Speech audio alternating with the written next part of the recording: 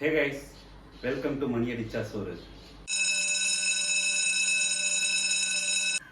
இன்னைக்கு நம்ம என்ன ரெசிபி பார்க்க போறோம்னா இட்லி மஞ்சூரியன். இட்லி நம்ம தமிழ்நாட்டோட ரொம்ப பாரம்பரியமான ஒரு சமையல் வகைன்னு சொல்லலாம். பிரேக்ஃபாஸ்ட் ரெசிபி இது. ஸோ இட்லி பார்த்தீங்கன்னா எல்லாருக்குமே ஒரு டைமில் பிடிச்ச விஷயமா இருந்துச்சு. ஆனால் இப்போ நிறைய பேருக்கு இட்லி பிடிக்காத ஒரு விஷயமா மாறிட்டு இருக்கு. ஏன் அப்படின்னா நம்ம தாய்மார்கள் தான் ஸோ மாவு அரைச்சி ஃப்ரிட்ஜில் வச்சுட்டு ஒரு வாரம் கண்டினியூவாக இட்லி தோசைன்னு கொடுக்கும்போது எல்லாருக்குமே அது கொஞ்சம் பிடிக்காம போகுது, எஸ்பெஷலி சின்ன குழந்தைகளுக்கு. ஸோ அதை எப்படி இன்ட்ரெஸ்டிங்காக பண்ணலாம், ஸோ அந்த இன்ட்ரெஸ்டிங்காக பண்ணி கொடுக்கும்போது தான் பசங்களுக்கு எல்லாருக்குமே பிடிக்க ஆரம்பிக்கும். ஸோ அந்த மாதிரி ஒரு ரெசிபி தான்.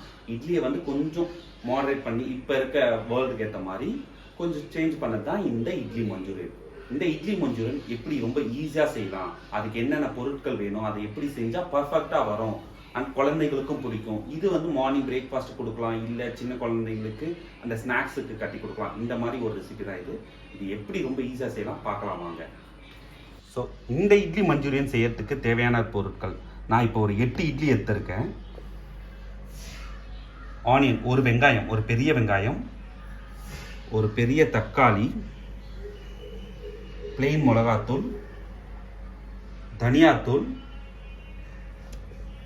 சோயா சாஸ், கொத்தமல்லி, இந்த டிஷ்ஷுக்கு தேவையான உப்பு. இது மட்டும்தான் நமக்கு தேவையான பொருட்கள். ஃபர்ஸ்ட் நம்ம என்ன செய்யணும் அப்படின்னா, இட்லியை சின்ன சின்ன பீஸாக கட் பண்ணி எடுத்துக்கணும். ஏன்னா ஃபர்ஸ்ட் இட்லியை நம்ம ஆயிலில் பொரிச்சு எடுக்கணும். பொரிச்சு எடுத்ததுக்கப்புறம் இதை அந்த மஞ்சூரியன் செய்ய ஆரம்பிச்சிடலாம். ஃபர்ஸ்ட் நம்ம கட் பண்ணி எடுத்துக்கலாம் வாங்க. இப்போ இந்த இட்லியை நம்ம கட் பண்ணி எடுத்துக்கலாம். இட்லியை இப்படி சின்ன சின்ன கியூப்ஸாக கட் பண்ணி எடுத்துக்கலாம்.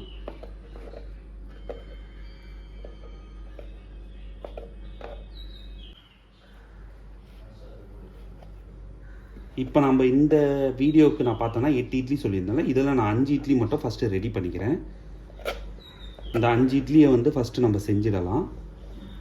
இதே ரெசிபி தான். நீங்கள் எல்லாமே என்ன அப்படின்னா, இந்த குவான்டிட்டி மாற மாற அதுக்கான இட்லியோட குவான்டிட்டி மாற மாற அதுக்கான வெங்காயம், தக்காளி, சோயா சாஸோட குவான்டிட்டியும் மாறும். ஸோ இப்போ இட்லி கட் பண்ணியாச்சு, பொரிச்சு எடுத்துக்கலாம். ஸோ நம்ம எண்ணெய் ஊற்றிக்கலாம். ஸோ எப்பயுமே இதுக்கு கொஞ்சம் குழி இருக்க மாதிரி ஒரு கடாய் யூஸ் பண்ணிங்கன்னா ரொம்ப நல்லாயிருக்கும்.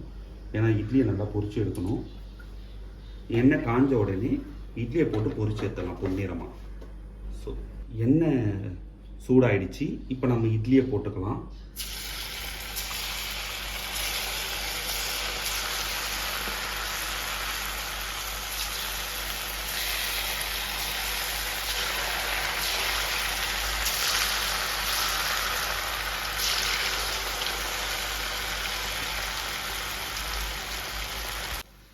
இந்த இட்லியை நம்ம பொன்னிறமாக பொரிச்சு எடுத்துக்கலாம்.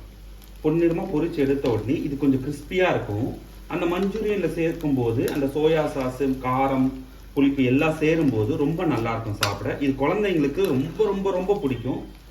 அதுதான் இது. ஸோ ஒரு சமையல் செய்யணும் அப்படின்னா அது ஏனோ தானோ செய்யாமல் மனசார செய்யணும். அதை சாப்பிட்டு அவங்க ஓகே நல்லா இருக்குது அப்படின்னு சந்தோஷமாக சாப்பிடும்போது அதில் வர ஒரு மன திருப்தி இருக்குது தெரியுமா, அதுக்கு ஈடே கிடையாது.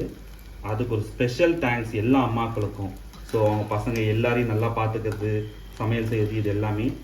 ஸோ அதே மாதிரி தான் இப்போ எனக்கும் இது எல்லாமே. நான் செய்கிற எல்லா ரெசிபியும் நீங்கள் செஞ்சு பார்த்துட்டு உங்களோட ஸ்க்ரீன்ஷாட் ஷேர் பண்ணீங்க, இல்லை உங்களோட ரிவ்யூஸை என்னோட கமெண்ட்ஸில் சொன்னீங்கன்னா அது ரொம்ப ரொம்ப எனக்கு ஹெல்ப்ஃபுல்லாக இருக்கும். இன்னும் நிறைய வீடியோ பண்ணுறதுக்கு எனக்கு மோட்டிவேட்டாக இருக்கும். ஸோ நான் உங்ககிட்டேருந்து எதிர்பார்க்குறேன். இப்போது இந்த இட்லி ஃபர்ஸ்ட் ரவுண்ட் போட்டது பொரிஞ்சிருச்சு நல்லா. இப்போ எடுத்துடலாம் இதை.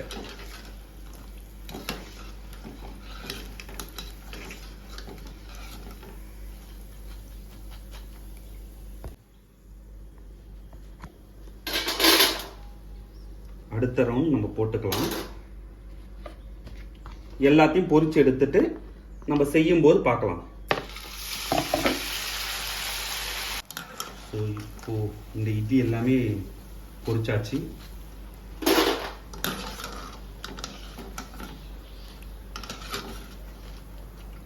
ஸோ இதுக்கு ரொம்ப எண்ணெய் ஆகும் அப்படின்லாம் நீங்கள் பயப்பட வேணாம். அந்த அளவுக்கு எண்ணெய்லாம் ஆகாது. நீங்கள் தாராளமாக இதை ஒரு 15 days ஒன்ஸ் அப்படின்ட்டு குழந்தைங்கள செஞ்சு கொடுக்கலாம். ஏன்னா இட்லின்றது ஆரோக்கியமான பொருள். எண்ணெயில் பொரிச்சு அதெல்லாம் பண்ணும்போது கண்டிப்பாக அது அந்த அளவுக்கு இருக்காது. அதனால தான் நான் ரொம்ப அடிக்கடி செய்வேனா. ஆனால் இட்லியிலே இன்னும் நிறைய வெரைட்டிஸ் இருக்குது. அது எல்லாமே அடுத்து நான் உங்களுக்கு சொல்லித்தரேன். இப்போ இந்த இட்லி மஞ்சூரியன் ரொம்ப ஈஸியாக எப்படி செய்யுதுன்னு பார்க்கலாம் வாங்க. இப்போது இட்லி மஞ்சூரியன் செய்ய ஆரம்பிச்சிருவாங்க. ஃபர்ஸ்ட் ஒரு 2 ஸ்பூன் எண்ணெய். நான் இதுக்கு யூஸ் பண்ணுறது சன்ஃப்ளவர் ஆயில் தான் யூஸ் பண்ணுறேன். உங்களுக்கு என்ன ஆயில் வேணுமோ நீங்கள் யூஸ் பண்ணிக்கலாம். ஸோ ஃபர்ஸ்ட் இந்த எண்ணெய் வந்து காயட்டும். எண்ணெய் காஞ்ச உடனே நம்ம வெங்காயம்,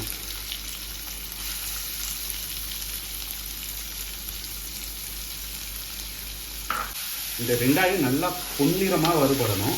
ஸோ இந்த வெங்காயத்தை நல்லா பொன்னிறமாக வதக்கிக்கலாம் வாங்க. ஸோ இது வதங்கும் போதே கூட கொஞ்சம் கருவேப்பிலை போட்டுக்கலாம். கருவேப்பிலை ரொம்ப நல்லது உடம்புக்கு. ஸோ உங்களோட அன்றாட சமையலில் நிறைய சேர்த்துக்குங்க. அதை தயவு செய்து தூக்கி போடாதீங்க, அதை சாப்பிடுங்க, ரொம்ப நல்லது. ஸோ இப்போ பார்த்தீங்கன்னா வெங்காயம் நல்லா வதங்கிடுச்சு. இப்போ அடுத்து நம்ம தக்காளி போட போகிறோம். இந்த தக்காளி வெங்காயமும் சேர்த்து நல்லா வதங்கணும். இது வதங்கின உடனே அடுத்து நம்ம பார்க்கணும். ஸோ இது ரெண்டுமே வதங்கி நல்லா ஒரு நம்ம தக்காளி தொக்கெல்லாம் இருக்கும்போது ஒரு கன்சிஸ்டன்சி வரும்ல, அந்த கன்சிஸ்டன்சி வரணும். ஏன் அப்போ தான் வந்து அந்த இட்லி மஞ்சூரியன் இது தனியாக தெரியாது, இது தனியாக வந்து நறுக்குன்னு கடிப்படாது. ஸோ அதோட ஸ்மாஷ் ஆகிடும், அந்த இட்லியோடு சேர்ந்து ஒட்டிக்கணும். அந்த அளவுக்கு இது வதங்கணும். ஃபஸ்ட்டு இதை வதக்கிடலாம். ஸோ இப்போ நம்ம சிம் பண்ணிக்கலாம். சிம் பண்ணிவிட்டு ஒரு ஸ்பூன் மிளகாய்த்தூள், 1 ஸ்பூன் தனியாத்தூள், இந்த இட்லி மஞ்சூரியனுக்கு தேவையான உப்பு. ஏன்னா இட்லியில் ஆல்ரெடி உப்பு இருக்கும். ஸோ இந்த மசாலாவுக்கு மட்டும் தேவையான உப்பு தான் நான் போடுறேன். ரொம்ப அதிகமாக போட்டுறாதீங்க. ஸோ இதை போட்டுட்டு நல்லா வதக்கிடுங்க. இந்த பச்சை வாசனை, மிளகாத்தூளோட பச்சை வாசனை போகிற அளவுக்கு வதக்கணும். உங்களுக்கு வேணும்னா லைட்டாக தண்ணி தெளித்து வதக்கிக்கலாம். இது கொஞ்சம் அப்போ தான் அந்த பேஸ்ட் கன்சிஸ்டன்சிக்கு வரும். அப்படி இல்லை எனக்கு வேணாம் அப்படின்னா, ஏன்னா சோயா சாஸ் வேறு சேர்க்க போகிறோம், ரொம்ப இது தண்ணியாக இருக்கக்கூடாது. வேணும்னா லைட்டாக தண்ணி தெளித்து வதக்கிக்கலாம். நான் பார்த்தீங்கன்னா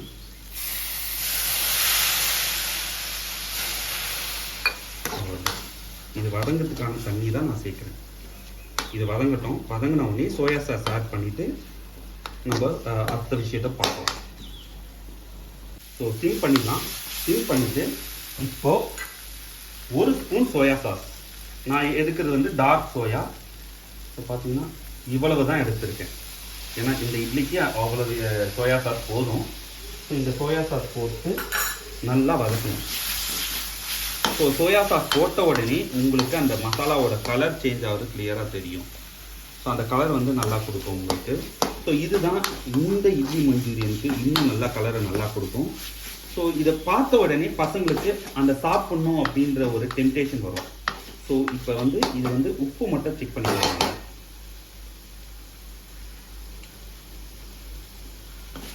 உப்பு காரம் எல்லாம் கரெக்டாக இருக்கு. இப்போ நம்ம பொரிச்சு வச்சிருக்க இட்லியை போட்டுடலாம். இதை போட்டு ஒரு 1.5 to 2 நிமிஷம் இதை நல்லா கலந்திங்கனாலே போதும். அவ்வளவுதான், இந்த இட்லி மஞ்சூரியன் ரெடி ஆகிடும். ஸோ இந்த இட்லி மஞ்சூரியன் ரெடி ஆகிடுச்சு. கொத்தமல்லி தூவி மிக்ஸ் பண்ணிவிட்டு ஆஃப் பண்ணிக்கலாம் ஸ்டவ்வை. அவ்வளவுதான், இட்லி மஞ்சூரியன் ரெடி.